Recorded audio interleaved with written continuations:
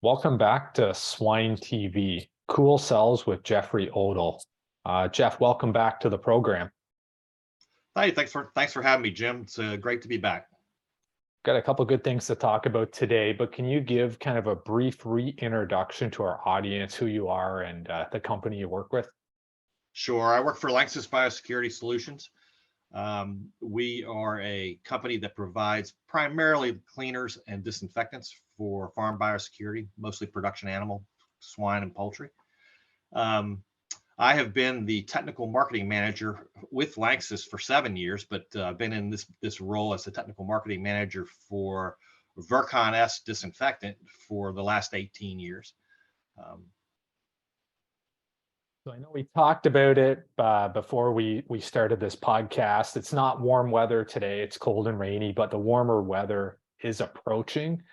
And we wanted to get some tips and your expertise on cool cells and why this is important. I know we have a PowerPoint that you might want to guide us through, Jeff.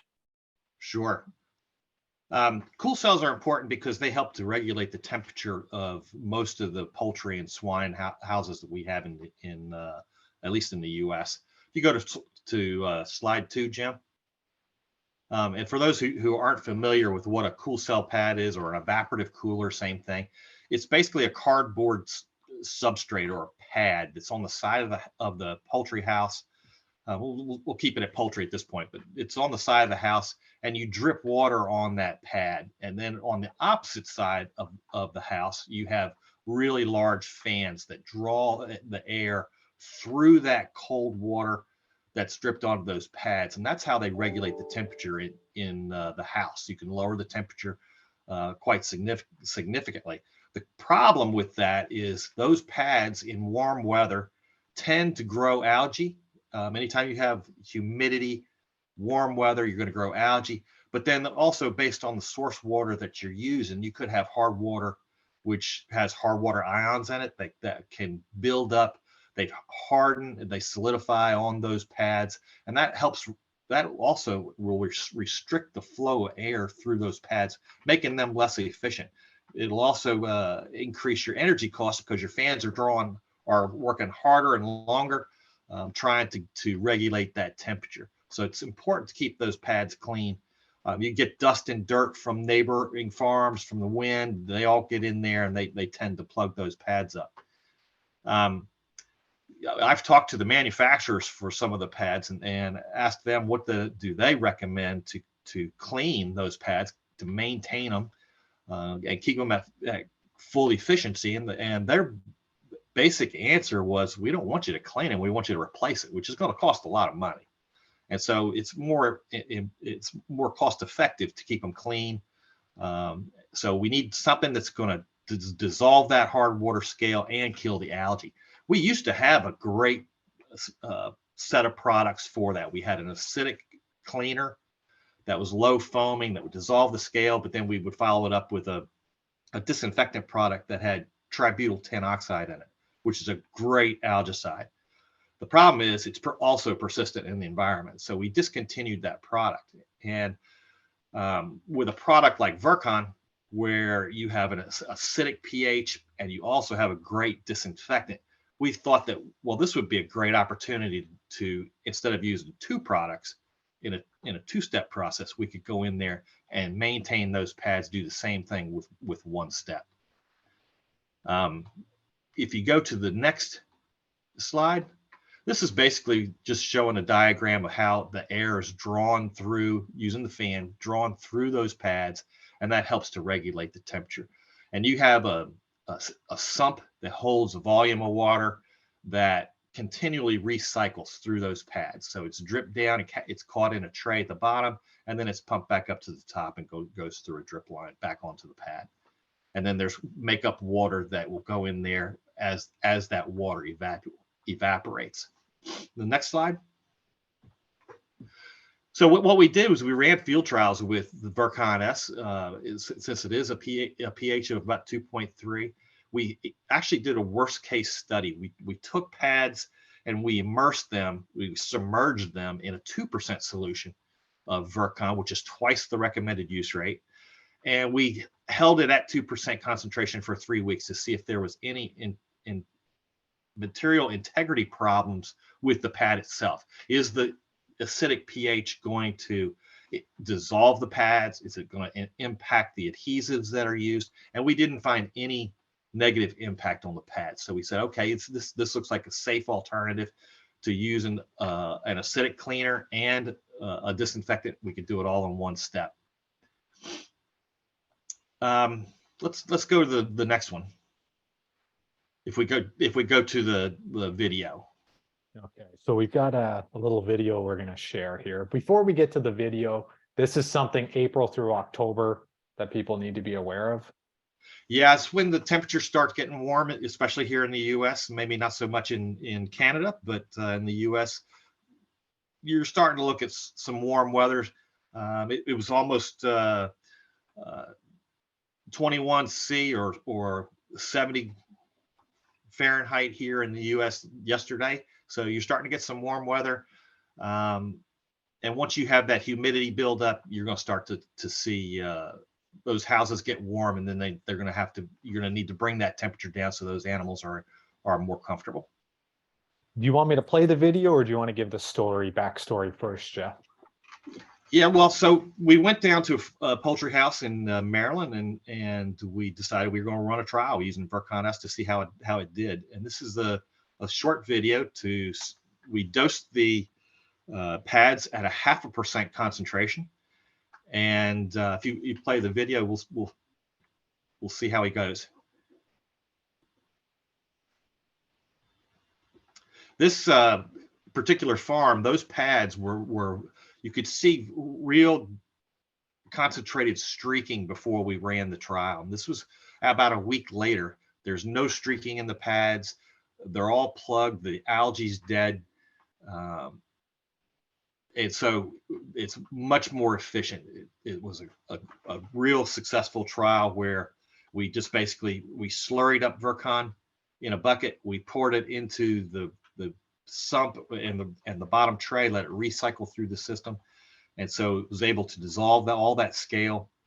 And this is kind of cost neutral too, because the grower was doing a cleaning operation with an acidic cleaner, and then he was coming back on a weekly treatment to do an algicide.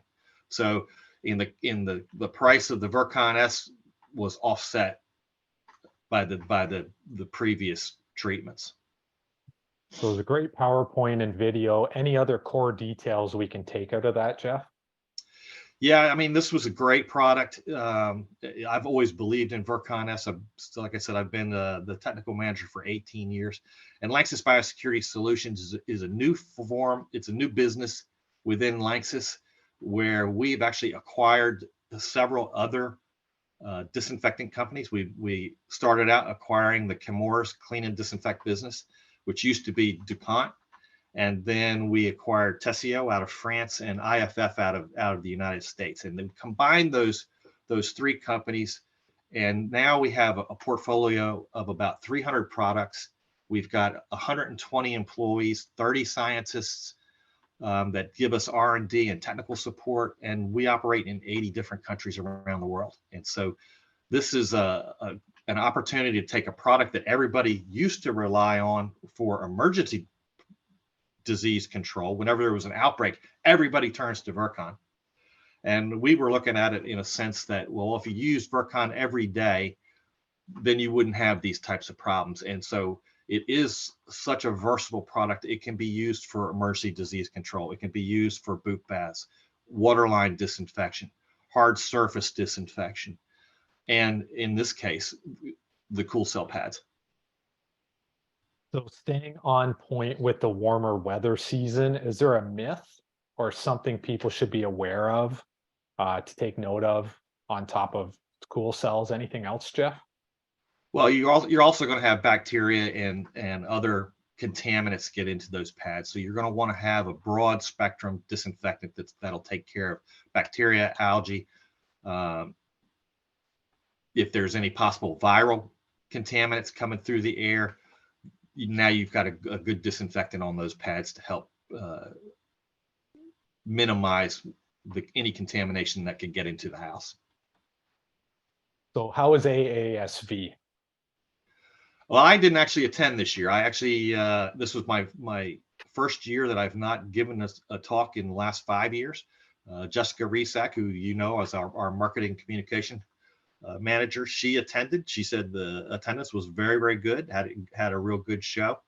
I was actually doing a retail farm distribution show up in Lancaster, PA that same time. So, but Jessica said AASV was a good turnout this year.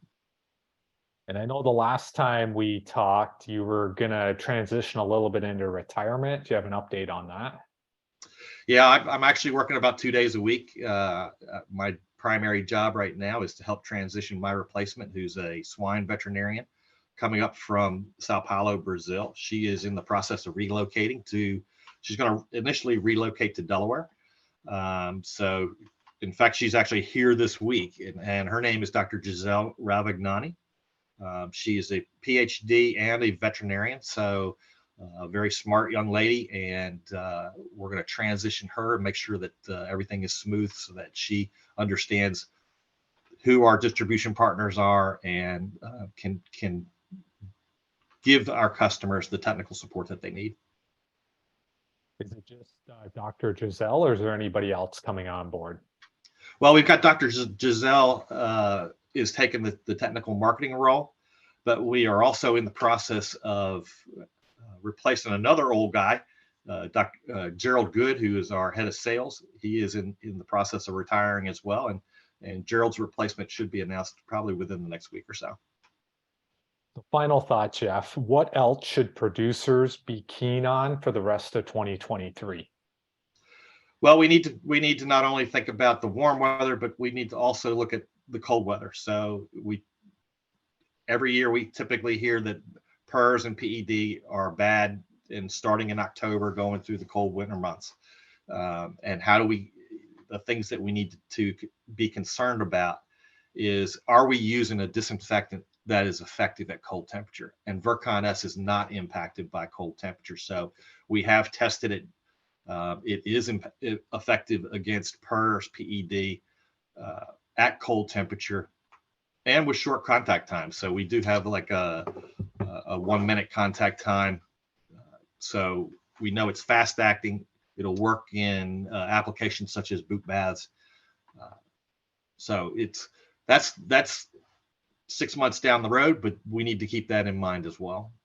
That will be a concern by the end of the year. Well, thanks again for joining us today, Jeffrey. Thanks for having me, Jim. It's always great talking with you. You too, and we'll talk to you soon. All right, take care.